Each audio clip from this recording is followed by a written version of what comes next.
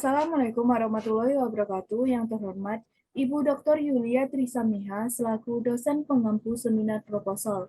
Perkenalkan, nama saya Tria Selvianti dengan NIM 2130207054. Izin untuk melakukan simulasi seminar proposal yang berjudul Uji Validitas Media Manipulatif pada Materi Biologi berdasarkan riset fitokimia ekstrak etanol daun pucuk merah Zygium oleana.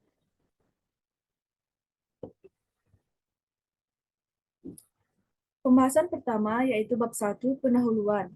1.1 latar belakang. Pendidikan adalah sebagai usaha sadar dan terencana untuk mewujudkan suasana dari proses kegiatan belajar mengajar atau KBM bagi peserta didik agar dapat secara aktif mengembangkan potensi dirinya untuk memiliki kekuatan spiritual keagamaan. Pengenalan diri, kepribadian, kecerdasan, akhlak mulia, serta keterampilan yang diperlukan dalam kehidupan masyarakat. Pendidikan juga dapat diartikan sebagai usaha sadar dan sistematis untuk mencapai taraf hidup atau untuk kemajuan lebih baik. Secara sederhana, pendidikan merupakan proses pembelajaran bagi peserta didik untuk dapat mengerti, paham, dan membuat manusia lebih kritis dalam berpikir.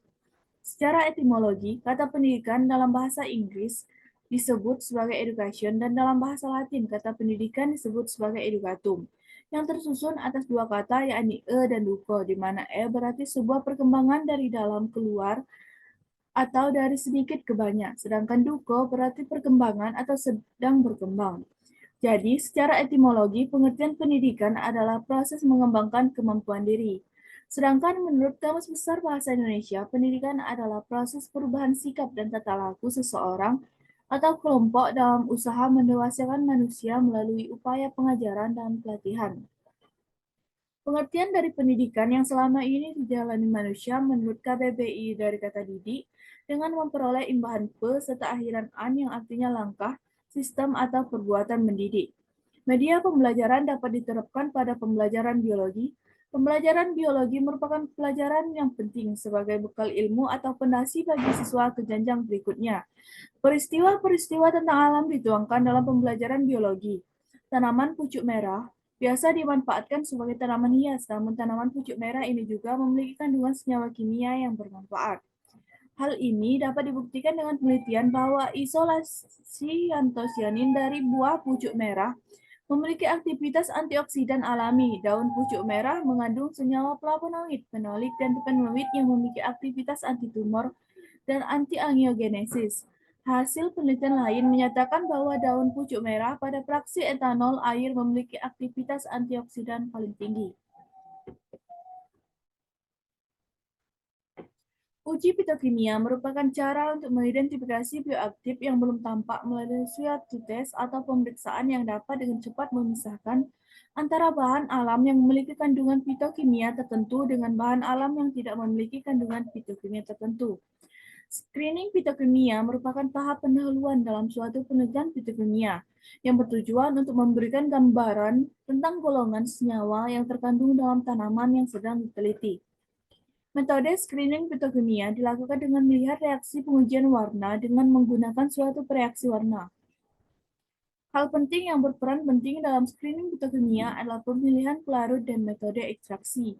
Screening fitokimia serbuk simplisia dan sampel dalam bentuk basah meliputi pemeriksaan kandungan senyawa alkaloida, flavonoida, terpenoida, atau steroida, tanin, dan saponin, menurut prosedur yang telah dilakukan oleh Harbon dan Debkes. 1.2 Identifikasi masalah. Berdasarkan latar belakang masalah di atas, maka dapat diidentifikasikan beberapa masalah di antaranya. 1. Pengembangan media manipulatif pada materi biologi berdasarkan riset fitokimia, ekstrak etanol daun pucuk merah, Zygium oleana. 2. Pengaruh uji validitas media manipulatif pada materi biologi berdasarkan riset fitokimia, ekstrak etanol daun pucuk merah, Zygium oleana terhadap kegiatan belajar. 1.3 Rumusan masalah. Berdasarkan latar belakang masalah yang telah diuraikan di atas, maka rumusan masalah yang dijadikan bahan penelitian yaitu sebagai berikut. 1.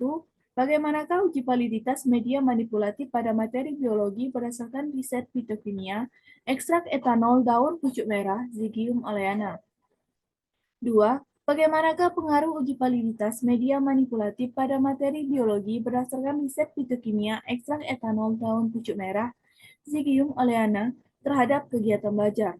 1.4 Batasan masalah.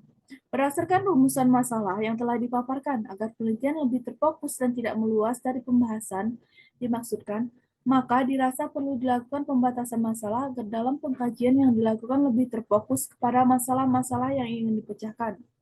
Penelitian ini menitik beratkan pada pengembangan uji validitas media manipulatif pada materi biologi berdasarkan riset fitokimia ekstrak etanol daun pucuk merah, Zygium oleana. 1.5 Tujuan penelitian.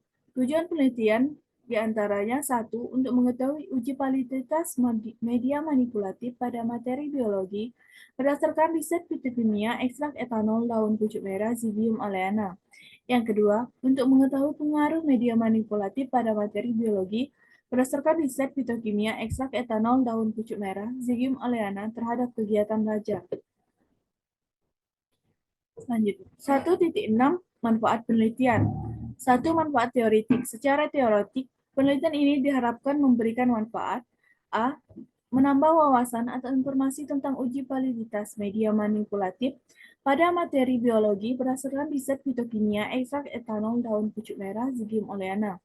B. Sebagai referensi bagi penelitian sejenis di masa yang akan datang. 2. Manfaat praktis. A. Bagi Universitas Islam Negeri Raden Patah, Palembang, hasil penelitian ini diharapkan dapat menambah koleksi bacaan sehingga dapat digunakan sebagai acuan dalam meningkatkan pengetahuan dan menambah wawasan. B. Bagi peneliti. 1. Menambah pengetahuan dan pengalaman peneliti terjun langsung ke masyarakat dalam penelitian yang dapat dijadikan bekal untuk melakukan penelitian-penelitian selanjutnya. 2. Dapat mengetahui permasalahan mengenai pengembangan media manipulatif pada materi biologi berdasarkan riset fitokimia ekstrak etanol daun pucuk merah Zygium oleana. C. Bagi sekolah. Bagi pihak sekolah, diharapkan dengan penelitian ini mampu membantu pihak sekolah dalam proses pembelajaran biologi. D. Bagi masyarakat umum. Penelitian ini diharapkan dapat memberikan sumbangan ilmu pengetahuan tentang ekstrak etanol daun pucuk merah Zygium oleana.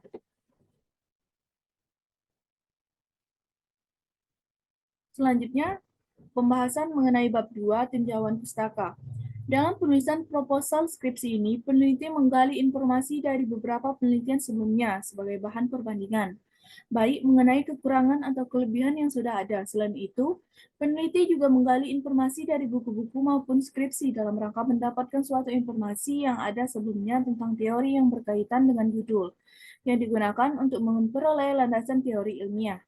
Lokasi yang diperoleh untuk penelitian mengenai uji validitas media manipulatif pada materi biologi berdasarkan riset fitokimia ekstrak etanol daun pucuk merah Zygium oleana adalah Laboratorium Terpadu UIN Raden Patah, Palembang. 2.1 Pucuk merah. Tanaman pucuk merah merupakan tanaman hias yang cukup populer di masyarakat Indonesia. Tanaman ini termasuk ke dalam jenis tanaman perdu dengan ciri khas memiliki daun yang berwarna merah dan hijau. Salah satu negara yang menjadi tempat ideal bagi tanaman pucuk merah adalah Indonesia, karena tanaman ini sangat cocok hidup di daerah beriklim tropis.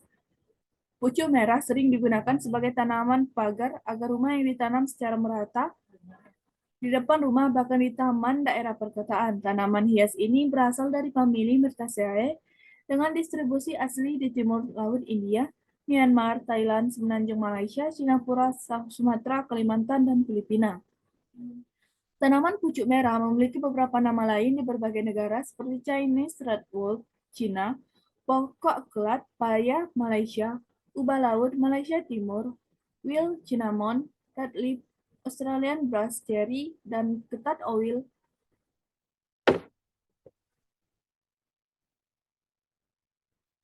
2.1.2 Taksonomi pucuk merah. Tanaman pucuk merah memiliki taksonomi sebagai berikut: Kingdom Plantae, divisi Spermatophyta, kelas Dicotyledon, ordre Myrtales, famili Myrtaceae, genus Syzygium, spesies Syzygium myrtifolium Wolf. 2.1.3 Morfologi pucuk merah. Tanaman pucuk merah termasuk dalam famili Myrtaceae dengan ciri-ciri pohon berukuran sedang yang dapat tumbuh hingga ketinggian 20 meter dengan kanopi padat. Daun pucuk merah umumnya berbentuk elips, halus, dan mengkilap. Hijau panjang 3-8 cm. Sementara itu, daun muda memiliki warna merah cerah dan akan menjadi warna yang lebih ringan jika terkena sinar matahari langsung. Batang tanaman pucuk merah berwarna coklat. Tanaman ini bisa mencapai ketinggian 3 meter dalam waktu kurang dari 4 tahun.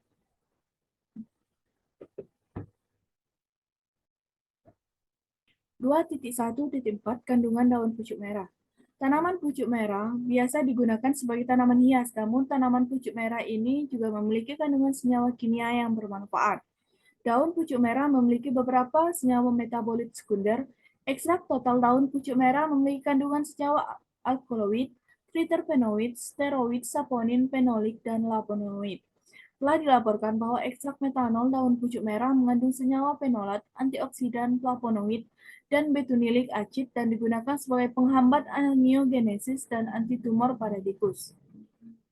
2.2 Uji validitas. Menurut Sugiharto dan Sitinja tahun 2006, validitas berhubungan dengan suatu perubah mengukur apa yang seharusnya diukur. Validitas dalam penelitian menyatakan derajat ketepatan alat ukur penelitian terhadap isi sebenarnya yang diukur. Uji validitas adalah uji yang digunakan untuk menunjukkan sejauh mana alat ukur yang digunakan dalam suatu mengukur apa yang diukur. Menurut Ghazali 2009 menyatakan bahwa uji validitas digunakan untuk mengukur sah atau valid tidaknya suatu kuesioner. Suatu kuesioner dikatakan valid jika pertanyaan pada kuesioner mampu untuk mengungkapkan sesuatu yang akan diukur oleh kuesioner tertentu. 2.3 Pendidikan. Pendidikan sangat berperan penting dalam sebuah proses belajar mengajar agar peserta didik menjadi peserta didik yang terdidik, baik dalam keagamannya maupun dalam keilmuannya. Pendidikan itu sendiri merupakan sarana untuk membantu manusia agar mampu hidup dan kehidupan sehari-hari di tengah masyarakat. Dalam sebuah proses belajar mengajar, tidak terlepas dari sebuah media pembelajaran yang mana media berperan sebagai alat dalam proses belajar mengajar agar mempermudah dalam proses pembelajaran dan sebagai alat bantu seorang pendidik untuk menyampaikan sebuah ilmu dan materi. Semakin berkembangnya zaman teknologi yang semakin canggih, maka dengan demikian pemanfaatan teknologi pada hakikatnya adalah bertujuan untuk mempermudah pekerjaan manusia dalam kehidupan sehari-hari. Teknologi digital adalah salah satu contoh konkret betapa kita sebagai umat manusia saat ini tidak mungkin bisa terlepas dari cengkramannya. 2.4 Biologi. Biologi serapan dari Belanda, biologi atau ilmu hayat serapan dari Arab adalah kajian tentang kehidupan dan organisme hidup, termasuk struktur, fungsi, pertumbuhan, evolusi, persebaran, dan taksonominya. Ilmu biologi modern membahas pengetahuan yang sangat luas, eklektik, serta terdiri dari berbagai macam cabang dan subdisiplin. Secara umum, seluruh cabang keilmuan biologi disatukan oleh konsep dasar yang mengatur semua penelitian biologi, yaitu konsep tentang sel, gen, dan evolusi. Sel diakui sebagai satuan dasar kehidupan, gen diakui sebagai satuan dasar pewarisan, dan evolusi diasumsikan sebagai mekanisme yang mendorong terciptanya spesies baru. Selain itu, kelangsungan hidup dari makhluk hidup diyakini terjadi karena adanya perilaku konsumsi, perubahan energi, serta dengan regulasi yang menjaga kestabilan dan vitalitas keadaan dalam tubuh. 2.5 Media pembelajaran. Kata media berasal dari bahasa Latin dan merupakan bentuk jamak dari kata medium yang secara harfiah berarti perantara atau pengantar. Menurut Asosiasi Teknologi dan Komunikasi Pendidikan atau Association of Education and Communication Technology di Amerika membatasi media sebagai segala bentuk dan saluran yang digunakan orang untuk menyalurkan pesan atau informasi. Menurut Gagne, tahun 1970 menyatakan bahwa media adalah berbagai jenis komponen dalam lingkungan siswa yang dapat merangsangnya untuk belajar. Sementara itu, Brains berpendapat bahwa media adalah segala alat fisik yang dapat menyajikan pesan serta merangsang siswa untuk belajar. Buku, film, kaset, bingkai, dan lain sebagainya adalah contoh dari sebuah media dalam pendidikan. Perkembangan media pembelajaran. Jika kita lihat perkembangannya, pada mulanya media hanya dianggap sebagai alat bantu mengajar guru teaching aids. Alat bantu yang dipakai sebagai alat bantu visual, misalnya gambar, model, objek, dan alat-alat lain yang dapat memberikan pengalaman konkret, motivasi belajar, serta mempertinggi daya serap dan retensi belajar siswa. Namun sayang, karena terlalu memusatkan perhatian pada alat bantu visual yang dipakainya, orang kurang memperhatikan aspek desain. Perkembangan pembelajaran atau instruction, produksi, dan evaluasinya dengan masuknya teknologi audio pada sekitar abad ke-20, alat visual untuk mengkonkretkan proses pembelajaran maka dilengkapi dengan alat audio sehingga kita kenal adanya alat audio visual atau audio visual aids. Ciri-ciri media pembelajaran: 1. Ciri fiksatif atau fiksatif property. 2. Ciri manipulatif atau manipulatif property. 3. Ciri distributif atau distributif property. Fungsi dan manfaat media pembelajaran: 1. Fungsi atensi. 2. Fungsi afektif. 3. Fungsi kognitif. 4. Fungsi kompensatoris.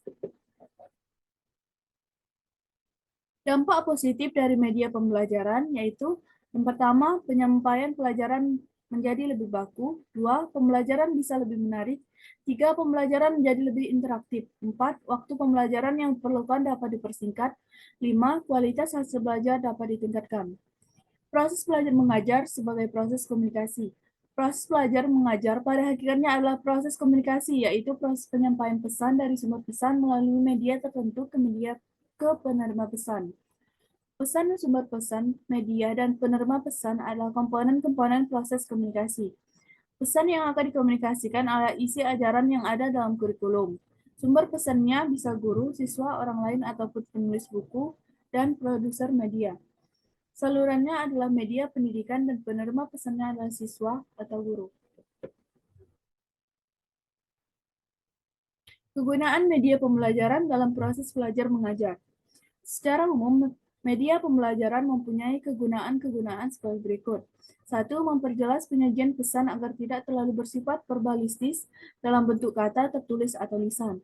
2. Mengatasi keterbatasan ruang, waktu, dan daya indera, seperti misalnya objek yang terlalu besar bisa digantikan dengan realita, gambar, film, atau model. 3. Penggunaan media pendidikan secara tepat dan bervariasi dapat mengatasi sikap pasif anak didik. 4. Dengan sikap yang unik pada tiap siswa ditambah lagi dengan lingkungan dan pengalaman yang berbeda, sedangkan kurikulum dan materi pembelajaran ditentukan sama untuk setiap siswa. Maka guru banyak mengalami kesulitan bila mana semuanya itu harus diatasi sendiri.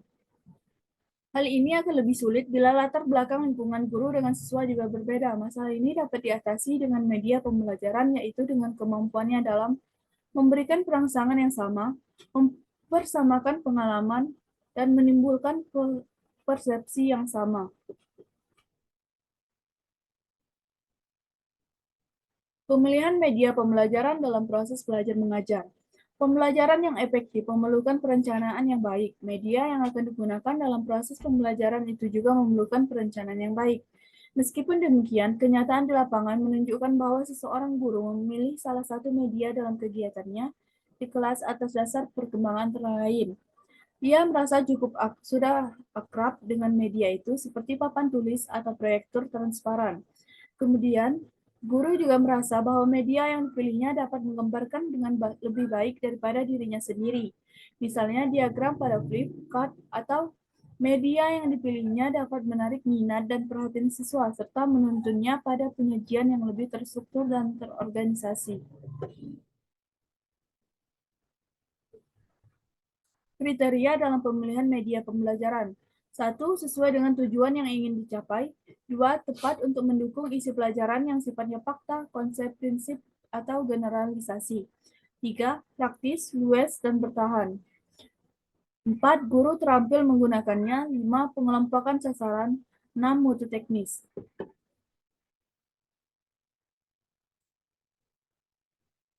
2.6 Media manipulatif. Media manipulatif adalah segala benda yang dapat dilihat, disentuh, didengar, dirasakan, dan dimanipulasikan.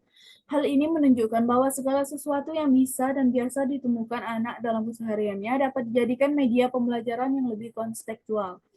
Menurut Bunner, tahun 1966 mengungkapkan bahwa dalam kegiatan pembelajaran anak sebaiknya diberi kesempatan untuk memanipulasi benda-benda atau alat peraga. sehingga anak dapat melihat secara langsung bagaimana keteraturan serta pola-pola yang terdapat pada benda yang sedang diperhatikannya. Media manipulatif adalah media yang dapat dimanipulasi dengan tangan, diputar, dipegang, dibalik, dipindah, diatur, bahkan dipotong-potong. Contoh dari bahan manipulatif yaitu manik-manik, lidi, biji-bijian, kerikil, kelereng, pensil, buku, kertas, karton, koin, dan lain sebagainya. 2.7 Uji petikimia. Uji fitokimia merupakan cara untuk mengidentifikasi bioaktif yang belum tampak melalui suatu tes atau pemeriksaan yang dapat dengan cepat memisahkan antara bahan alam yang memiliki kandungan fitokimia tertentu dengan bahan alam yang tidak memiliki kandungan fitokimia tertentu.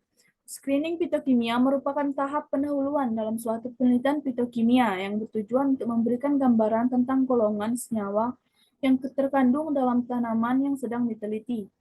Metode screening fitokimia dilakukan dengan melihat reaksi pengujian warna dengan menggunakan suatu reaksi warna. Hal penting yang berperan penting dalam screening fitokimia adalah pemilihan pelarut dan metode ekstraksi.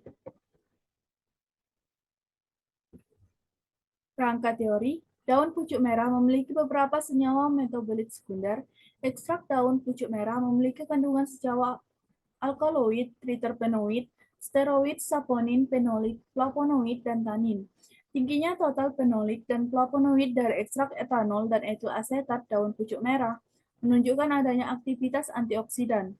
Sementara itu, pemberian ekstrak etanol daun pucuk merah secara oral menyebabkan adanya zat aktif dalam daun pucuk merah untuk diserap melalui saluran pencernaan. Dan zat aktif ini kemudian mengalami distribusi dan metabolisme. Adanya kandungan senyawa metabolit sekunder seperti flavonoid, fenolik, steroid, dan tanin yang kadarnya sudah melebihi dosis akan menyebabkan sel-sel pada ginjal mengalami nephrotoksik berupa nekrosis dan degenerasi sel. Karena adanya senyawa tersebut yang dibawa bersama aliran darah menuju ginjal. Selanjutnya, pada bab 3, metodologi penelitian. 3.1 Waktu dan tempat penelitian. Dalam penulisan proposal skripsi ini, peneliti menggali informasi dari berbagai penelitian sebelumnya sebagai bahan perbandingan, baik mengenai kekurangan atau kelebihan yang sudah ada.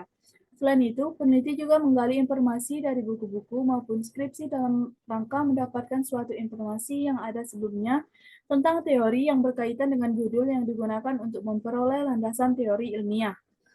Penelitian ini berfokus pada uji validitas media manipulatif pada bakteri biologi berdasarkan riset fitokimia, ekstrak etanol daun pucuk merah Zygium oleana. Penelitian uji validitas ini dilakukan di SMA dan uji aktivitas fitokimia dilakukan di Laboratorium Terpadu UIN Raden Patah Palembang, ruangan Laboratorium Fisiologi Hewan. 3.2 Alat dan bahan penelitian. Alat penelitian yaitu cawan Petri, gelas ukur 250 ml, tabung reaksi, Erlenmeyer, rak tabung reaksi, pematik api, mikropipet, bunsen, pipet tites, mortar, spatula, toples, corong kaca, autoclave, magnetic stirrer, inkubator, hot plant stirrer, rotary evaporator, handgun, oven, lemari pengering raka, analitik, penggaris label, jangka sorong. Bahan penelitian, adapun bahan yang digunakan dalam penelitian ini menurut Premelani 2019 adalah daun pucuk merah, kertas cakram, DMSO 25%, etanol 96%, aluminium foil, chlorampenicol, kertas saring, aquades, plastik wrap, alkohol 70%, kapas, tisu, dan jarum ose.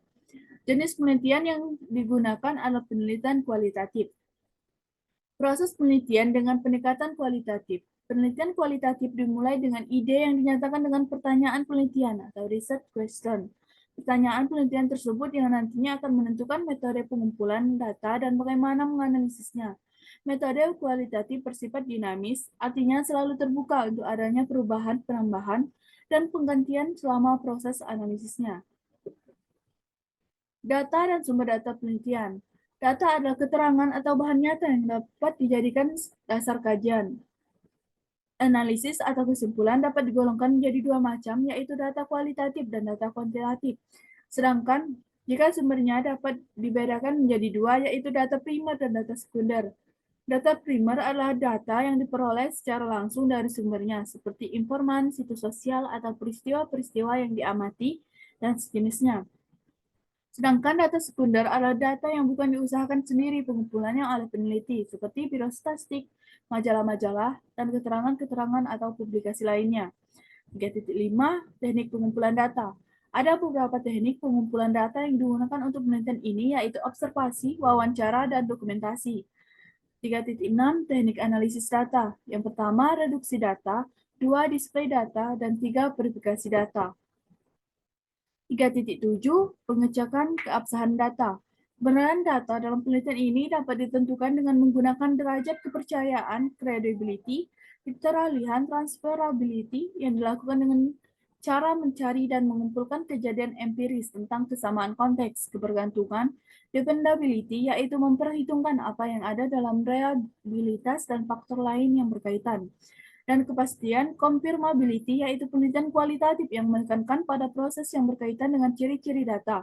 Setelah data dianalisis, kemudian diuji kredibilitasnya. Untuk menguji kredibilitas atau pengecekan keabsahan data, peneliti menggunakan triangulasi agar data yang ditemukan benar-benar valid atau tidak. Selain itu, triangulasi penelitian ini dapat mencakup antara lain: 1. Triangulasi dengan sumber dilakukan dengan membandingkan dan meninjau kembali data dan hasil pemerhatian dengan hasil wawancara. 2. Triangulasi dengan metode dilakukan dengan membandingkan data dan meninjau kembali informasi dari pengamatan dan wawancara. 3. Triangulasi dengan teori dilakukan dengan membandingkan data hasil pengamatan dan wawancara dengan teori-teori yang terkait. Baiklah, itulah presentasi seminar proposal saya. Saya ucapkan terima kasih.